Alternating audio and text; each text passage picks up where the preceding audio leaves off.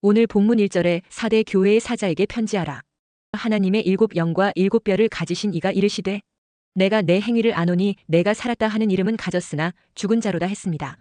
사대는 복음이 전해지기 오래전에 에베소에서부터 버가모에 이르는 지역을 다스렸던 리디아 왕국의 수도였으며 아시아에서는 가장 중요한 곳 중에 하나였습니다. 리디아 왕국은 기원전 700년부터 터키 지역에 있었던 고대 왕국입니다. 그리고 사대는 지금 사르디스라는 이름으로 불리어집니다. 사대는 인류 역사상 최초로 금과 은으로 화폐를 만들어 부의 상징이 되어온 도시였습니다. 팩토루스 강이 이곳을 관통하여 가로지르고 있습니다. 그런데 팩토루스에서 금이 발견되자 사대는 세상에서 가장 부유한 도시가 되었습니다. 당시 사대는 직물, 귀금속 생산 및 팩토루스 강의 사금 등으로 매우 부유한 상업도시였습니다. 사대는 주전 6세기경 전성기를 맞이하였는데 이때의 리디아 왕들 가운데 가장 유명한 인물은 주전 550년에 이곳을 다스린 크로에수스 왕입니다. 크로에수스 왕은 세계 역사상 처음으로 금과 은 두 가지 다른 재료를 혼합하여 금화를 제조한 인물입니다. 그의 엄청난 재산은 주로 세금과 무역으로 인한 수입과 사대 지방에서 수거한 금으로부터 축적한 것입니다. 그래서 이곳 사람들은 아직도 크로에수스 같은 부자라는 말을 하고 있습니다. 또한 이곳은 만지는 것마다 황금으로 변하는 손인 마이다스의 황금의 손 전설의 근원지이기도 합니다. 사대는 두아디라 남동쪽 약 48km 지점에 위치하여 헤르무스강 계곡 평야의 한복판에 있습니다. 그 평야 북쪽으로는 트몰루스의 긴 산맥이 우뚝 솟아있고 그 사이 해발 약 450m 언덕 위에 세워진 도시로 성체가 남쪽만을 제외하고는 모두 암벽으로 되어 있는 난공불락의 군사적 요충지였습니다. 산맥의 양측면은 깎아지른 듯한 절벽이고 벼랑과 트몰루스 산맥이 만나는 그곳에만 사대로 들어올 수 있는 길이 있었는데 그것마저도 경사가 급하고 험준하였습니다. 그러나 그런 난공불락의 도시 사대가 페르시아에 의해 정복당하고 맙니다. 주전 546년 페르시아의 고레스 왕은 사대 성을 포위했습니다. 그러나 크로에수스 왕과 사대 사람들은 개의치 않았습니다. 왜냐하면 난공불락의 요새와 같은 트몰루스 산에 숨어있기만 하면 문제없다고 믿었기 때문이었습니다. 그러나 그런 사대 사람들을 가리키며 고레스 왕은 이렇게 말했다고 합니다. 너희들은 살았다고 하지만 사실은 죽은 목숨이다. 그리고 고레스는 14일간을 포위한 채 기다리고 있었습니다. 그는 병사들에게 사대성으로 들어갈 방법을 찾아내는 사람에게 특별상을 주겠다 했습니다. 어느 날 한 병사가 사대 성의 발포대를 지켜보고 있었습니다. 그때 사대 군병 중 한 명이 실수하여 자기 철모를 성벽 너머로 떨어뜨리고는 그것을 찾으려고 절벽 아래로 내려오는 것을 보았습니다. 그 병사는 그곳에는 몸집이 작은 사람이면 기어 올라갈 수 있는 틈바구니가 바위 사이에 있을 것이라는 것을 알아차렸습니다. 그날 밤 일단의 페르시아 군인들이 그 바위에 갈라진 틈바구니를 통해 사대성으로 침입할 수 있었습니다. 그들이 발포대 위에 도달했을 때 그곳에는 보초병 하나 없었습니다. 왜냐하면 사대 사람들은 발포대의 보초가 깨어서 경계할 필요가 없을 정도로 안전하다고 생각하였기 때문입니다. 그러나 그렇게 방심하고 잠을 자고 있다가 사대는 함락되고 말았던 것입니다. 사대 교회는 현대적 기준에 의하면 가장 복받은 교회였습니다. 왜냐하면 경제적으로 매우 발전해서 부유했고 지형적으로는 산면이 높은 암벽으로 둘러싸인 천혜의 요새라 안전했고 다 겪고 있던 니골라당 문제도 없었고 교회라면 다 겪던 박해도 없었기 때문입니다. 그러나 예수님은 사대 교회를 향해 복받은 자가 아니라 죽은 자라고 했습니다. 1절에 내가 내 행위를 아노니 내가 살았다 하는 이름은 가졌으나 죽은 자로다 했습니다. 그런데 사대 교회는 왜 박해받지 않았을까요? 그것은 타협을 했기 때문입니다. 왜 이단조차 없었습니까? 그것은 이단보다 더하기 때문에 마귀가 굳이 시험할 필요성을 느끼지 못했기 때문입니다. 오늘날도 사대 교회 같은 교회가 많습니다.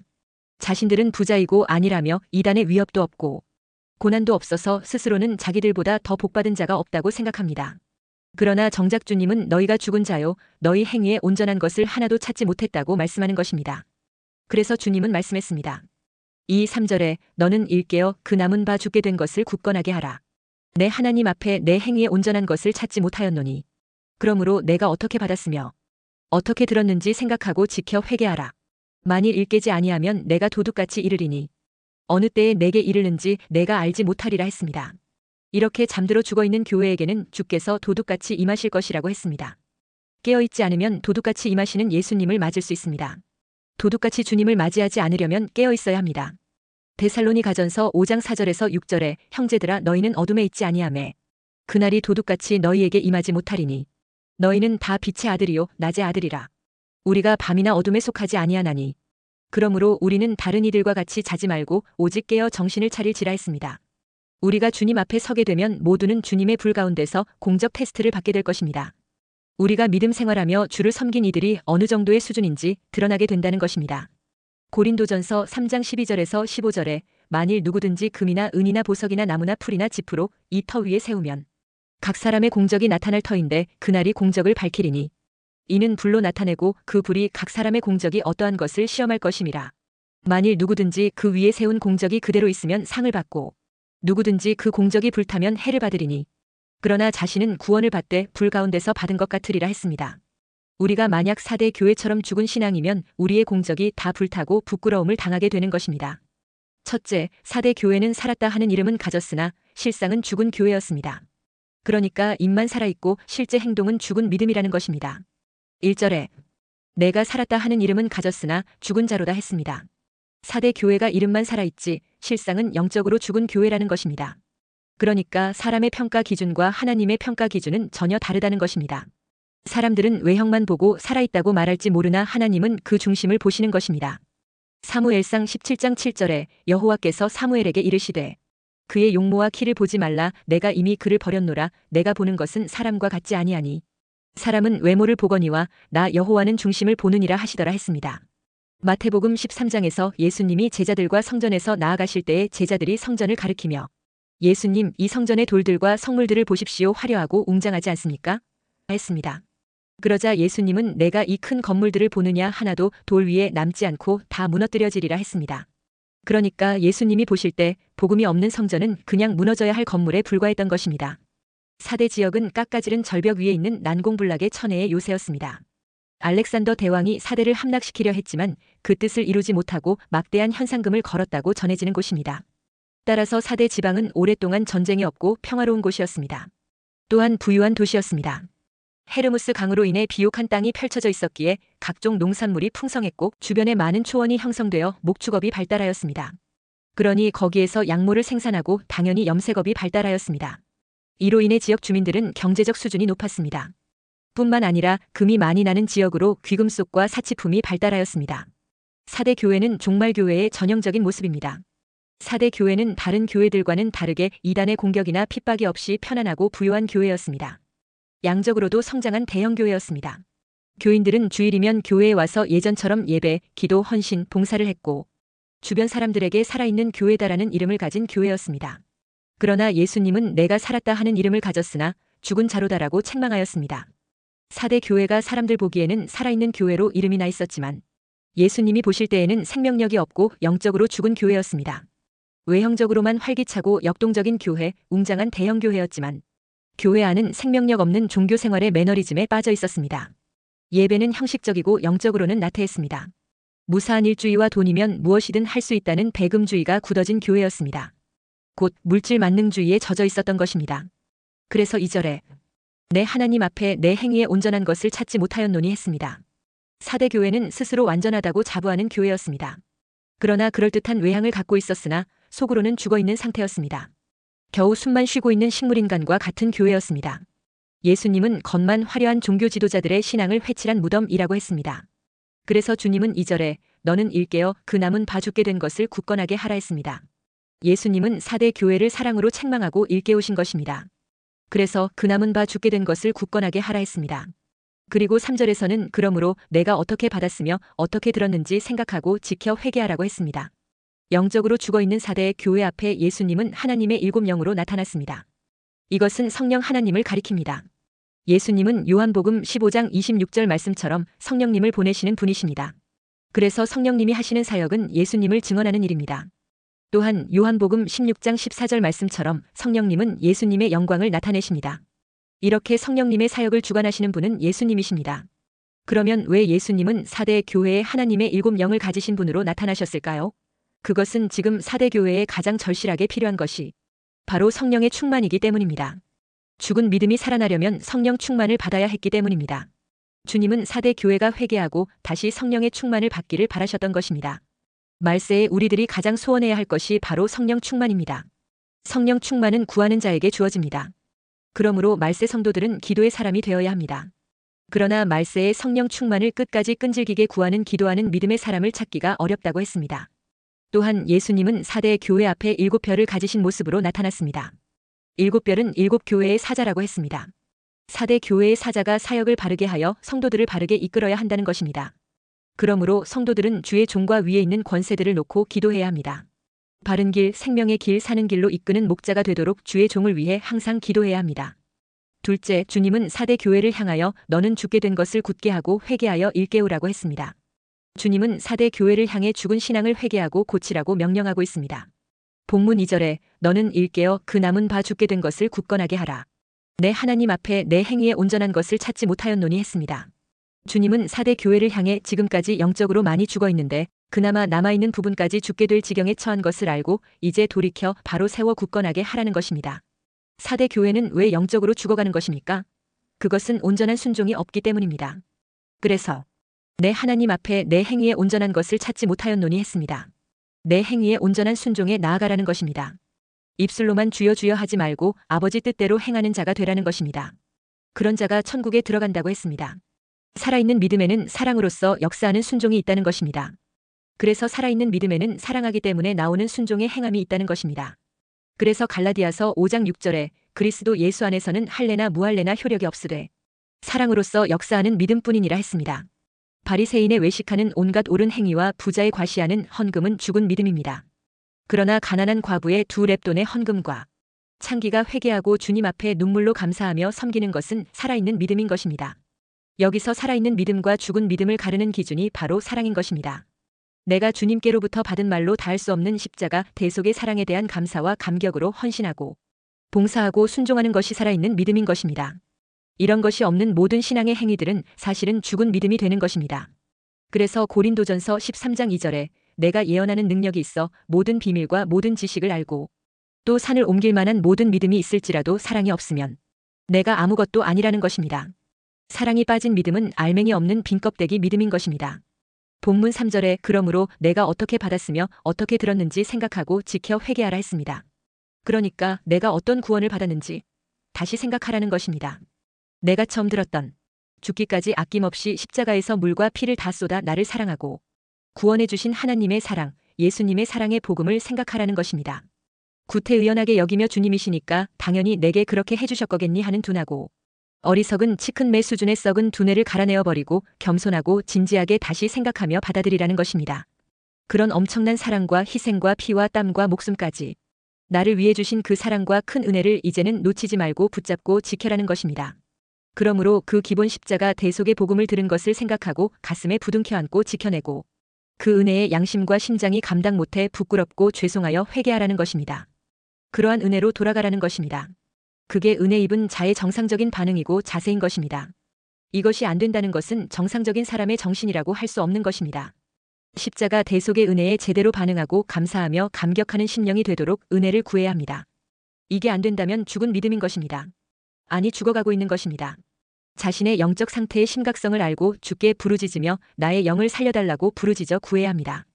이게 안 되면 구원이 없습니다. 죽은 상태입니다. 천국 입성이 어려운 것입니다. 만약 그 심령을 제대로 고치지 않으면 3절에 만일 일깨지 아니하면 내가 도둑같이 이르리니 어느 때에 내게 이르는지 내가 알지 못하리라 했습니다. 영적으로 죽은 상태로 주님의 심판대 앞에 서게 되면 5절 말씀처럼 그 이름을 생명책에서 지워져 있는 것입니다. 영원한 비극입니다. 그러나 지금 내게 문제가 있구나 라고 느꼈다면 아직 기회는 한 번 남아 있습니다. 지금 회개하고 돌이켜야 합니다. 셋째, 4대 교회의 그 옷을 더럽히지 않는 자. 몇 명은 천국에서 흰옷을 입고 나와 함께 다니게 될 것이라고 했습니다. 쭉정이 신자가 많은 4대 교회 안에 몇 명의 알곡 신자가 있다는 것입니다. 본문 4절에 그러나 4대의 그 옷을 더럽히지 아니한 자. 몇 명이 내게 있어 흰옷을 입고 나와 함께 다니리니 그들은 합당한 자인 연고라 했습니다. 4대 교회 전체 분위기는 대체적으로 영적 죽음이 있는 교회였습니다. 영적으로 보면 대부분의 사람들이 살았다 하는 이름은 가졌으나 죽은 자들이라는 것입니다. 한마디로 그들은 대부분 알곡이 아닌 쭉정이들이었습니다. 그들은 죄와 허물로 더럽혀진 옷을 그대로 입고 교회에 출석을 하고 있었다는 것입니다. 그러나 4대 교회에는 그 옷을 더럽히지 아니한 자 몇 명이 있다 했습니다. 비록 몇 명 되지 않는 사람들이었지만 이들은 영적으로 살아있는 사람들이었습니다. 예수님은 그들에 대해서 이렇게 말씀하셨습니다. 4절에 흰옷을 입고 나와 함께 다니리니 그들은 합당한 자인 연고라 했습니다. 영적으로 죽은 사람들은 죄와 허물로 더럽혀진 옷을 그대로 입고 있습니다. 그러나 영적으로 살아있는 사람들은 흰옷을 입고 있습니다. 왜냐하면 예수님이 십자가에서 흘리신 보혈로 죄와 허물로 얼룩진 그들의 옷을 깨끗하게 씻어서 희게 해주셨기 때문입니다. 변화산에서 예수님은 흰옷을 입고 있었습니다. 사도행전 1장 11절에 보면 하늘의 천사들도 흰옷을 입고 있었습니다. 그러니까 죄사함 받고 구원받은 주의 백성과 관련된 자들은 모두 흰옷을 입고 있었습니다. 왜 구원받은 자들이 흰옷을 입는 것일까요? 본문 5절에 이기는 자는 이와 같이 흰옷을 입을 것이요. 내가 그 이름을 생명책에서 결코 지우지 아니하고 그 이름을 내 아버지 앞과 그의 천사들 앞에서 시인하리라 했습니다. 구원받은 자로서 예수 십자가 대속의 은혜로 날마다 죄와 싸워 이기고 또 회개하며 자신을 잘 관리한 자들은 이기는 자가 되어 흰옷을 입을 것이라는 것입니다. 바로 이런 자들이 하늘나라 생명책에서 그 이름이 결코 지워지지 않는 은혜를 입은 자들이라는 것입니다. 이런 자들이 살아있는 믿음을 가진 자로서 참된 구원의 복을 받은 사람이라는 것입니다. 여기서 예수님은 세상에 사는 동안에 주의 십자가를 붙잡고 믿음으로 이긴 자에게 세 가지를 약속했습니다. 먼저 이기는 자는 흰옷을 입을 것입니다. 어린 양의 혼인 잔치에 들어가려면 반드시 예복을 입어야 합니다. 예수님은 이기는 자에게 자신의 보혈로 깨끗하게 씻은 흰옷을 예복으로 입혀주십니다. 그러므로 이기는 자는 천국 잔치에 기쁨으로 참여할 수 있습니다. 또한 예수님은 이기는 자의 이름을 생명책에서 결코 지우지 아니하십니다. 당시에는 양피지로 호적부를 만들었습니다. 세월이 흐르면 양피지에 기록된 이름이 흐려졌습니다. 그리고 사람이 죽으면 그의 이름을 호적부에서 지워버리기도 했습니다. 그러나 하늘나라 생명책에서는 이기는 자의 이름은 조금도 흐려지는 법이 없습니다. 아울러 그가 죽더라도 그의 이름이 하늘나라 생명책에서는 결코 지워지지 않습니다. 그러므로 이기는 자는 천국에서 예수님과 함께 무한한 영광을 세세토록 누릴 것입니다. 그리고 또한 예수님은 이기는 자의 이름을 하나님과 그의 천사들 앞에서 시인하실 것입니다. 이것은 생명책에 기록되는 것보다도 더 확실한 보증입니다. 예수님은 이기는 자의 이름을 하늘의 총회 앞에서 불러주시고 인정해주시고 공개적으로 칭찬해주신다는 것입니다. 그때 이기는 자가 얻게 될 기쁨과 감격과 영광은 말로 표현할 수 없을 만큼 무한할 것입니다. 교회란 헬라어 에클레시아로 세상에서 불러내었다는 의미입니다. 성도는 장차 망하여 마귀와 함께 영원한 지옥 형벌을 면치 못할 세상에서 빠져나와 예수 믿고 죄사함 받아 영생과 함께 구별된 천국 백성으로서 사는 자들입니다. 그러므로 진정으로 구원받아 교회의 지체가 된 성도라면 죄악된 세상에서 빠져나오라는 하늘의 부르심에 순종할 수 있어야 합니다. 이 순종은 억지 순종이 아니고 사랑으로서 역사하는 믿음으로 순종하는 것입니다. 그게 바로 참된 믿음입니다. 그러므로 믿는다고 말은 하면서 전혀 주님을 사랑하는 순종의 행동이 따르지 않는다면 그것은 참된 믿음이 아니기 때문인 것입니다. 세상에는 순종이 없는 이해관계로 맺어진 조약과 법률에 묶인 믿음이 주류를 이룹니다.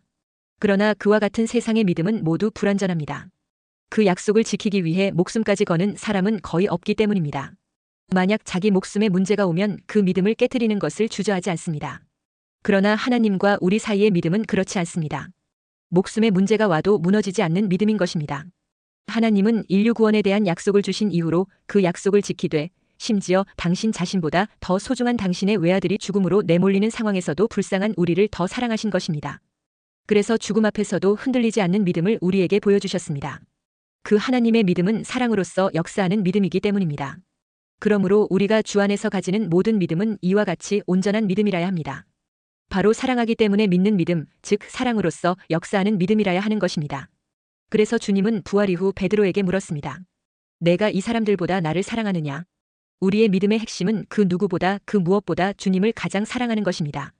그것이 믿음 생활입니다.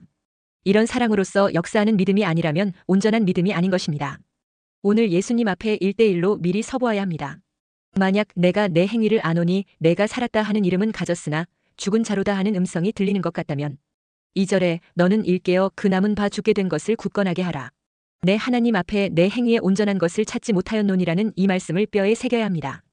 그리고 주님을 사랑하기 때문에 순종하는 사랑으로서 역사하는 믿음이 되도록 계속 도전하는 사람이 되시기를 축원합니다.